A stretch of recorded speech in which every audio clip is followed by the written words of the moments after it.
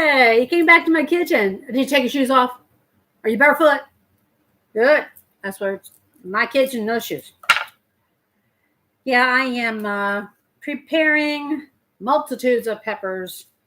And a friend of mine asked me, why do you grow a garden? It's a lot of work, isn't it? Well, it depends on the tools you use. I said, but you know what? A garden, freshly grown food, vegetables that you do yourself, I'm telling you, there's nothing like it. I said, you know that stuff you get in the store, it says on it organic, and everybody like shies away because of the price of it? I said, well, if there are certain vegetables that you really like, and even if you just have a deck or a patio, and you want to put some vegetable, organic or the non-organic. Number one, people's like, organic's expensive. It costs more. Sometimes it does, sometimes it doesn't. Depends on where you shop and if you're a real good bargain shopper. The other thing is, it doesn't taste any different. How do you know? Have you ever grown your own food? Well, if you've never grown your own food, you wouldn't know, would you?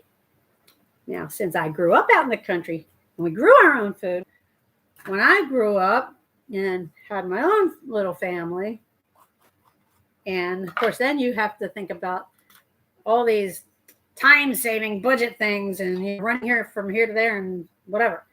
So you start, the money thing comes in. Yeah, I get it. And then for a garden in the beginning. And then when I started really tasting what the stores were putting out there for you to purchase, to eat in the vegetable area, and I love my vegetables, guys. I don't have a single meal without one.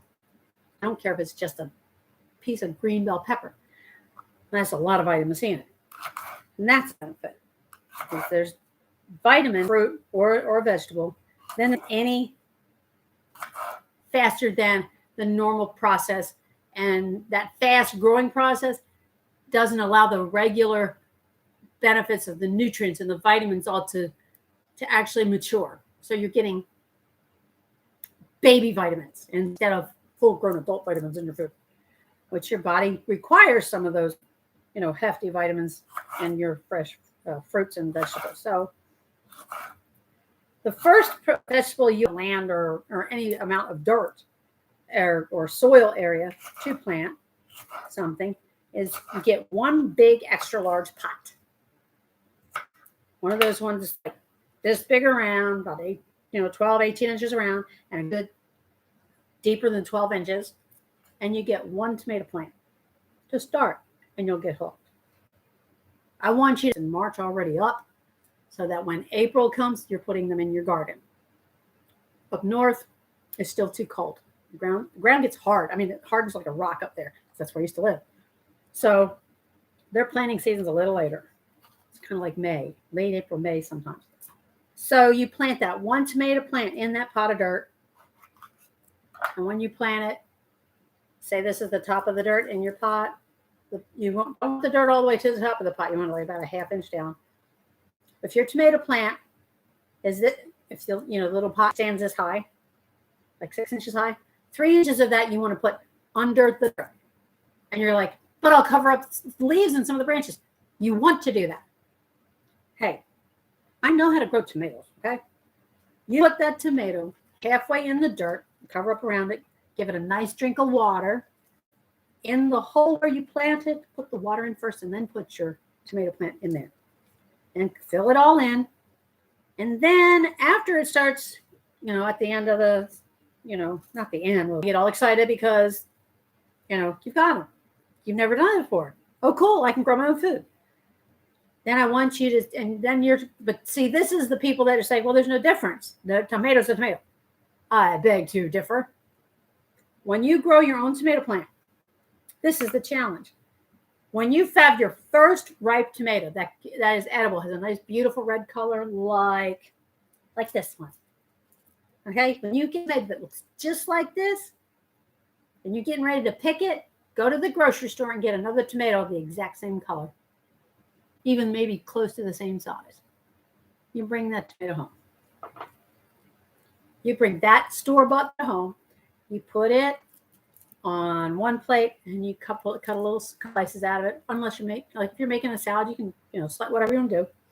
And you do the same thing with your homegrown tomato. And before you put anything on out of each of those two, and you want to know the difference between organic and store-bought, and you say there's no difference, I would venture to say your taste buds are going to tell you something totally different.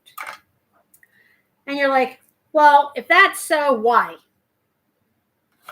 One of the reasons, like I said, hothouse grown food, vegetables or fruits, regardless, is it speeds up the growing process to the point where you don't get all of the benefits of a normal growing process. Why do you think it takes so long for some vegetables to grow and others not so long?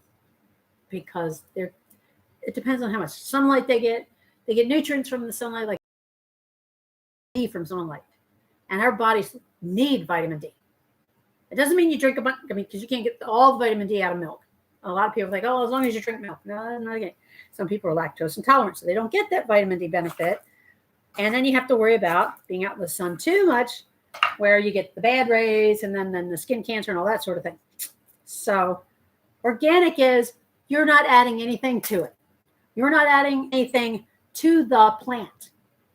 The plant is absorbing all the nutrients. You don't have to do a thing. The only time you may have to veer out of that is if you're in an area that has a tendency to have mealworms or these little nasty bugs that like to chew on the leaves of your plants. That's the only time you might have to sprinkle them with something that would curtail that. I would be asking what the all natural organic alternatives for treating a plant are. Sometimes it's something as simple as soapy water in a spray bottle. It gets rid of it. It gets aphids. And they remind me of head lice, but it's on plants, and they will tear up some plants. And a little bit of just plain soapy water in the spray bottle, spray it on the plant where the aphids are, and they will fall off and die. So that's a little clue. So that doesn't change the organic part of it. Now, processed foods, okay, think about the word processed. And they'll use fancy words like pasteurized and that sort of thing. But when it comes to vegetables, you definitely don't want processed vegetables. If they're processed, it better just only be salt, which is a natural thing. It's actually your own organic kind of thing, salt. But we want to watch your salt intake. So don't want to see too much of that. And I have all kinds of recipes that say to put a teaspoon of salt in. I never put salt in anything I make, and it still tastes great. So watch the salt. Salt is still an organic item, but you have the ability to control your intake of it. So benefits of organic is, first of all, your body was made to break down things naturally. There is nothing artificial about you. When you're born totally organic yourself. So why would you put anything else in the body that you're born with? You're forced into it sometimes because budgets, this and that. See, if our society had stayed organic all along, we wouldn't have this discussion, would we? We wouldn't have cancer. We wouldn't have ailments. We wouldn't have irritable bowel syndrome. We wouldn't have a lot of stuff going on. But because of the additives that they had to put in things to prolong the shelf life of certain foods, now we have all these other issues. Being non-organic can cause major. I do not ever say the word diet because it's not. When you decide to do organic and get your body healthy, it boosts your immune system like you wouldn't believe. Here we have this COVID-19 stuff going on, and the people that are susceptible to it. It is genetic. It's been basically proven to be a genetic thing, but is either healthy genetics or not so healthy genetics, depending on what the individual who was giving birth was ingesting to feed to the child. So Moms, especially you moms who are ready to have little ones, think about what you're eating, because whatever you're eating, it goes into the genetics, to the DNA, to the chromosomes, and all that of that wonderful life that's about to come into your life. Let's give them a good start. Let's make them so blasted healthy that when they come out, they don't have to worry about any stinking COVID-19. You know, I mean, it's everybody wants. Oh, and these fast food things. Oh my gosh, that was the beginning of the end. As for healthy living, everything's fried in oil, and it doesn't matter what kind of oil, okay? But it's fried. It's fast cooked. It's not slowly simmer or cook it in your body. Do you want to live a long life or not? Do you want your kids to learn to eat things that all their friends are saying, oh, that stuff's nasty, that's disgusting, that's gross, when it's actually very healthy and good for them? Who's in charge? The kids or you? In my house, it was me. And if they didn't want to eat what I put on the plate, they didn't eat it. They went to bed. That's how I raised mine. And my kids love vegetables. You know, after a while, you figure out ways of putting lemon juice and this and that, so it tastes different. Sometimes kids won't eat certain things because they look gross. To them, they look gross. It's green. You can't eat something that's green. So you have to figure out really crafty, cool ways of changing that. Figuring out how to make snacks out of stuff. Get a dehydrator. I mean, that seals in the vitamins and the nutrients and all that. But don't get processed foods. Their foods are processed for preservation, for preservative purposes. And basically it is. BHT, BHA, all that stuff that's not, after how many years of it being on the shelf did they say, oh, by the way, that can cause cancer, and now everybody's already got the cancer. You know, they've been eating that stuff forever, decade after decade, and then they finally come up and fess up and say, oh, by the way, that stuff that we didn't know was bad for you, it's really, really bad for you. You can like cancer and stuff. I've had enough family members die of cancer that I'm really angry at the food industry. Because who knows? Whatever it was that they were eating all those years, and whatever it had in it, is what ended up allowing them to be susceptible to or vulnerable, because it wasn't natural. It wasn't organic. You can save money going organic. You can grow a few things yourself, and if you don't have the space, and you don't have the time or the knowledge or whatever, you price shop. You look for specials. You make a special a whole lot more than finding out you've got some kind of physical ailment that should never be there. When we stop eating organic, as people have over the many decades, we have obesity, and we have all these other really bad things that are bad for people. Some of them are killers, guys. I am a big proponent of living life to the grow up, graduating from high school, going to college, and then getting married, and then you being grandparents. Some people think about those things, some don't. But those of us who do, this is a lifestyle choice, a lifestyle change. Going organic means fresh and no processed, nothing. No BHA, no BHT, this and that. There are other things that can be used for making something have a longer shelf life. Canning, like I do, like I'm prepping to do right here. Vinegar. I use vinegar. Vinegar is what preserves what's in these vegetables to can them, and they last for 6 months in the cupboard. If you don't have a canning pot like I do, and you want to at least give canning a shot, 3 months in the refrigerator without sealing it, without having to go through the canning pot and waiting for it to pop when it seals shut, the vacuum seal, 3 months. And you can have some organic, healthy in your fridge. Do you know how to freeze berries? You can get the berries at the store. They're pretty much, I would say, kind of on the organic side, but you just wash them real good, pat them dry with a paper towel, put them in a vacuum sealed bag, boom, in the freezer. And they last in there for 3-6 months or more. They won't last that long in my house. I think that's a problem. We make fruit smoothies with frozen fresh fruit and protein powder and things like that. And organic doesn't have to be expensive.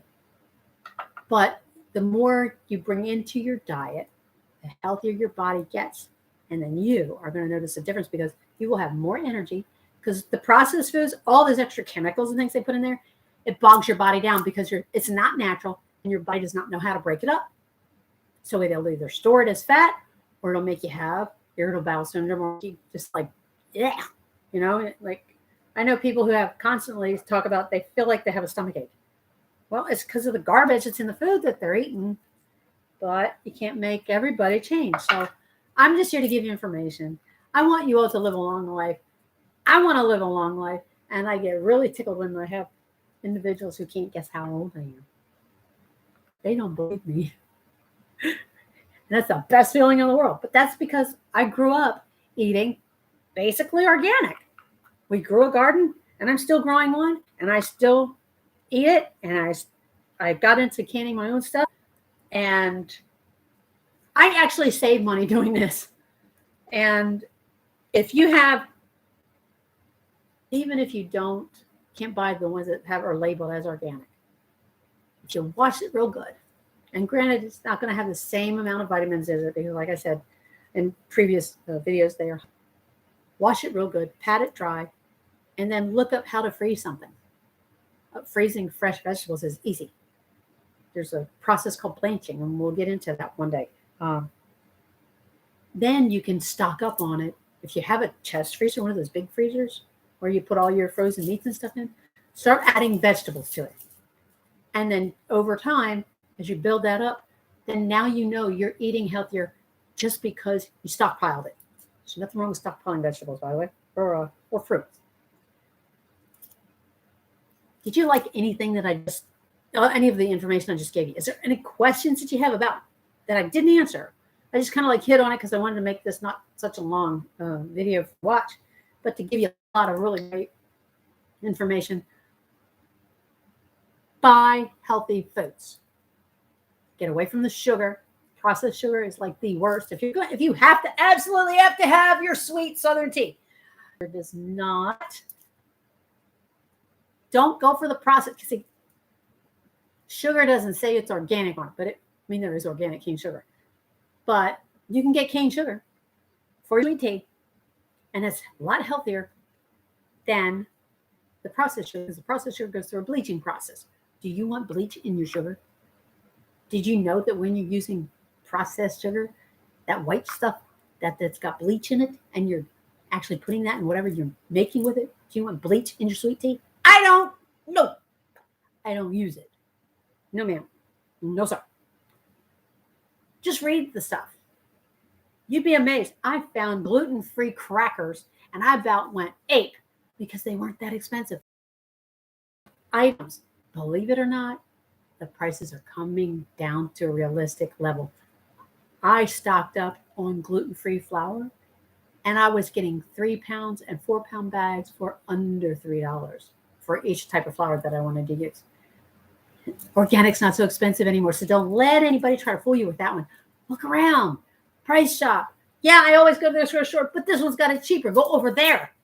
Go where your healthy lifestyle will bloom and keep you going. You'll have more energy. You feel good. Your skin will look better. Oh, yeah, your skin. That's another benefit. Go organic. The quicker you do it, the better. But little by little, you'll see the changes in your skin. I don't know if you feel that, but I've had people say to me, why is your skin so soft? And I'm over 60. And I go, I guess I live right. I eat fresh. I don't do the TV dinner things. That's just too many preservatives, too much of the phony stuff, fake stuff, chemicals. If you look at something that's really easy and quick to heat up, because you're just going to pop it in the microwave, oh, goody, I'm going to have chemicals for dinner or chemicals for a snack. And the more you talk that to yourself, you're like, I'm eating chemicals. I don't want to eat chemicals. I want real food. And get yourself some real food. Hey, guys, I am a proponent for having more energy, being healthy, living a long life, and enjoying every damn minute of it. So guess what? Get yourself some fresh, grow some yourself, try a few organic things, do the tomato plant test next spring, and I want to hear comments about how it turned out. And the best thing about it is, while you're doing all of that in the kitchen, you got to do like me. You got to kick your shoes off. Kick your shoes off, get barefoot, and do some barefoot country kitchen kind of cooking. And I get excited. I get tongue-tied, sorry. So come on. Go organic. Go gluten-free. Get healthy. Have fun, for Pete's sake. And wait till you see your taste buds explode with the real taste of food when you start tasting real food. Come on now. It's time. It's time to go healthy, and it's time to come and cook barefoot in the kitchen or the meat.